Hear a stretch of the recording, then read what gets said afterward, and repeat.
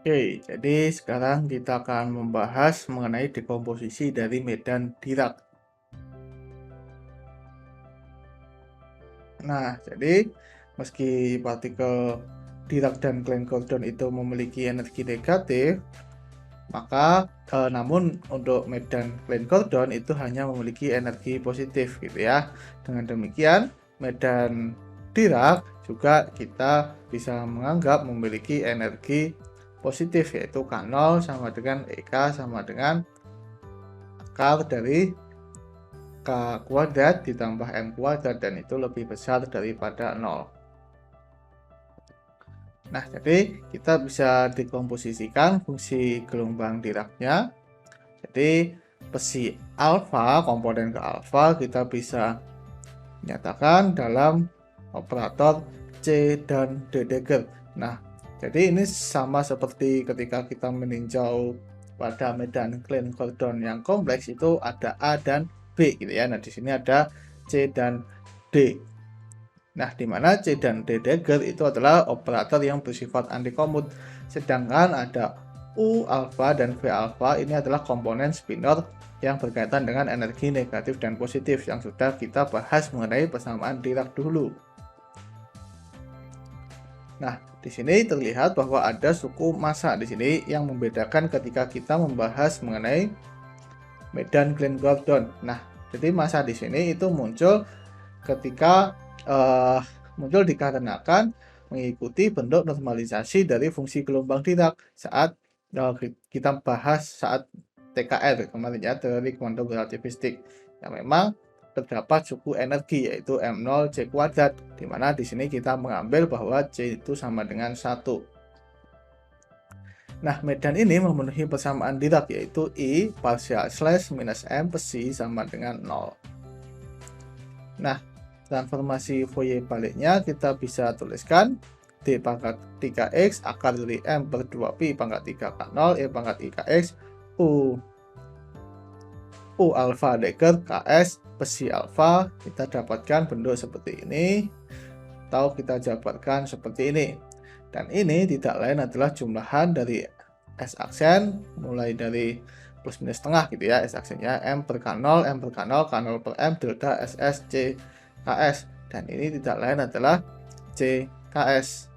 Nah, dengan cara yang sama kita bisa dapatkan bentuk transformasi Fourier balik untuk D Dagger gitu ya. Jadi D Dagger kita bisa nyatakan dalam bentuk seperti ini. Nah, kemudian kita lakukan Hermitian konjugat yaitu untuk C Dagger dan D. Nah, aturan anti komutasinya kita bisa nyatakan bentuk yang sama seperti ketika kita berkaitan dengan medan Klein-Gordon, hanya saja sama seperti pada medan Klein-Gordon, namun komutasi pada medan Klein-Gordon diganti sebagai anti komutasi. Nah, jadi di sini kita bisa tuliskan aturan anti komutasi untuk besi A dan besi alfa dan besi beta, begitu pula untuk besi Hermitian konjugatnya, dan juga kita bisa nyatakan aturan anti komutasi untuk operator pencipta dan penghancur C dan D.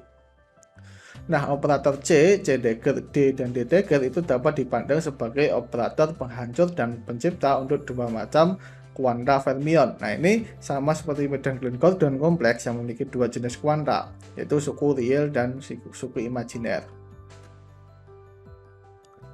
Nah, Hamiltonian dari medan itu dapat dinyatakan dalam operator pencipta dan penghancur, yaitu H sama dengan integral D pangkat 3x besi bar minus I gamma dot nabla plus M besi. Nah, ini kita bisa ekspansikan dalam bentuk operator pencipta dan penghancur gitu ya. Di sini kita bisa melihat bahwa nabla di sini itu kan turunan terhadap ruang, jadi dia hanya bekerja pada suku eksponensial di sini ya. Jadi kita bisa jabarkan seperti ini.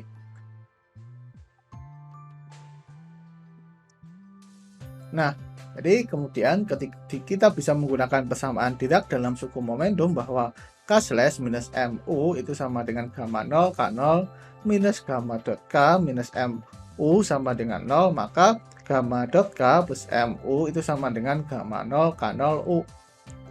Nah, begitu pula untuk K slash plus MV, kita bisa dapatkan gamma dot K minus MV itu sama dengan gamma 0 K0 V. Nah, dengan demikian, kita bisa substitusikan ke Hamiltonian medan, dan kita akan dapatkan relasi seperti ini. Nah, kemudian kita jabarkan, dan kita bisa kumpulkan menjadi dua bagian seperti ini.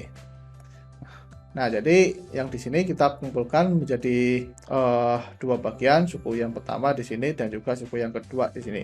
Kemudian ketika kita integralkan terhadap ruang, maka di sini akan muncul fungsi delta Dirac, karena yang mengandung posisi di sini, yang mengandung ruang itu hanya fungsi eksponensialnya, dan itu tidak lain adalah fungsi delta Dirac.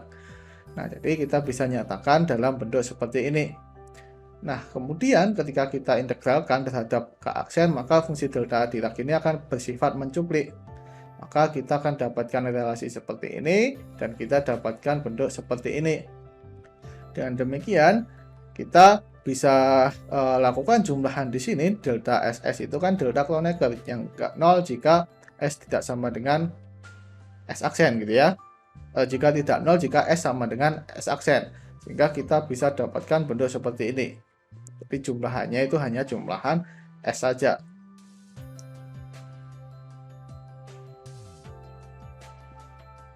Nah, kemudian untuk melakukan pengurutan normal untuk Hamiltonian fermion, operator pengurut normal didefinisikan dengan cara yang sama dengan operator pengurut normal medan Klein-Gordon, di mana operator pencipta itu berada di kiri operator penghancur. Namun, karena operator pencipta dan penghancur untuk medan Dirac atau fermion itu bersifat antikomut, maka untuk melakukan sekali penukaran perlu dikalikan dengan tanda negatif. Nah, dengan demikian kita bisa tuliskan ya ini adalah pengurutan normal D dagger D itu sama dengan D dagger D. Ya, ini nggak berubah ya. Nah, di sini pengurutan normal D dagger itu menjadi negatif ya, negatif D dagger D, karena kita lakukan satu kali pertukaran. Jadi setiap pertukaran kita kalikan negatif 1. Nah, dengan demikian Hamiltonian yang diurutkan normal itu memiliki bentuk seperti ini. Nah, selanjutnya keadaan vakum dari medan itu dapat didefinisikan sebagai keadaan di mana tidak dapat dihancurkan lagi oleh operator C maupun D. Nah, dengan demikian kalau kita substitusikan di sini dari definisinya, yaitu C ket 0 itu sama dengan besar 0, C dagger itu sama dengan 0, begitu pula untuk D. Nah, Hamiltonian ketika bekerja pada keadaan vakum itu 0, energi eigennya 0. Nah, keadaan eksitasi dari medan yang menunjukkan keadaan partikel tunggal dapat didefinisikan sebagai eksitasi dari keadaan vakum, yaitu ket Ks itu sama dengan C dagger Ks ket 0, dan juga ket Ks tilde itu sama dengan D dagger ket 0 gitu ya. Nah, dua keadaan ini adalah keadaan eigen Hamiltonian dengan energi K0 sama dengan EK positif. Nah, dalam teori medan Dirac ternyata sama seperti teori medan Klein-Gordon kompleks, di mana menunjukkan keberadaan dua partikel tunggal berbeda yang memiliki massa yang sama dan atau terdegenerasi massa gitu ya. Nah, di sini kita melihat bahwa ketika kita meninjau untuk medan Klein-Gordon itu dia hanya bergantung, keadaan dari partikelnya itu hanya bergantung terhadap momentum saja. Kalau di sini itu bergantung terhadap momentum dan spinnya gitu.